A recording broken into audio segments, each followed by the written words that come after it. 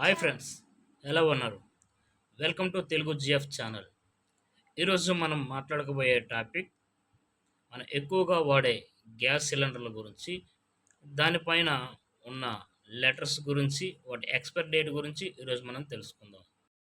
ఆ యొక్క gas సిలిండర్పై English అక్షరాలైన ABCD వీటిలో ఏదో ఒక అక్షరం ఉంటుంది. ఏ అని ఉంటే మార్చి నెల అని అర్థం, బి అని ఉంటే జూన్ నెల వరకు అని, సి ఉంటే సెప్టెంబర్ నెల వరకు అని, డి ఉంటే డిసెంబర్ నెల వరకు దాని పని అని అర్థం. అలాగే ఇంగ్లీష్ లెటర్ పక్కనే ఉన్న అంకెను బట్టి ఆ సంవత్సరాన్ని చెప్పవచ్చు.